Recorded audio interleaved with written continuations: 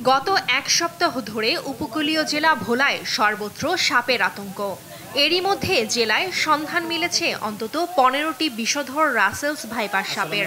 এ সাপে কেউ দংশিত না হলেও আতঙ্কিত মানুষ সাপগুলোকে মেরে ফেলেছে। তবে একটি সাপকে অবমুক্ত করেছে বন বিভাগ। অন্যদিকে সপ্তাহ জুড়ে বিভিন্ন প্রজাতির সাপের কামড়ে আহত হয়েছেন 7 জন। প্রতিদিন জেলার বিভিন্ন হাসপাতালে আহতরা ভর্তি হয়ে চিকিৎসা নিচ্ছেন। তবে হাসপাতালগুলোতে সাপে কাটার রোগীদের জন্য নেই প্রয়োজনীয় সংখ্যক ভ্যাকসিন।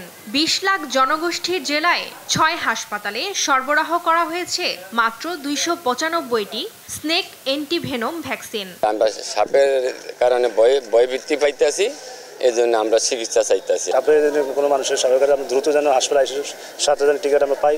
বলো হসপিটালে এই রাসেল ভাইপার কামড় দিলে যেন ভ্যাকসিন থাকে এবং ভ্যাকসিনের জন্য ব্যবস্থা করা হয়, আমি অনুরোধ জানাচ্ছি।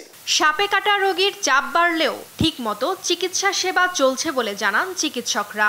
সাপে কাটা রোগীর পরিমাণ আগের থেকে বর্তমানে এখন বাড়ছে। প্রতিদিনই প্রায় 2-3টা কেস এরকম আসতেছে। রোগী যারা আসছে প্রাথমিক চিকিৎসা দিয়ে বাড়িতে যেতে পারছে। আমাদের পর্যাপ্ত চিকিৎসার ব্যবস্থা রয়েছে। যত তাড়াতাড়ি আমাদের কাছে নিয়ে আসা যাবে সাপে কামড়ানোর পরে, তত তাড়াতাড়ি আমরা অ্যান্টিভেনম আমরা শুরু করতে পারবো। এদিকে সাপ আতঙ্কে প্রাণী সম্পদ বিভাগ থেকে বাড়তি সতর্কতা নেওয়া হয়েছে বলে জানান কর্মকর্তারা। প্রাণী সম্পদকে রক্ষা করার জন্য আমরা সার্বিক সকল ইউনিটদেরকে, সকল উপজেলা অফিসারদেরকে আমরা নির্দেশনা দিয়েছি যেন পরিষ্কার পরিচ্ছন্ন রাখে আর খামারের যেন সতর্ক অবস্থানে থাকেন। পরিবেশের জন্য সাপ বাঁচিয়ে রাখার আহ্বান জানান বিভাগীয় বন কর্মকর্তা।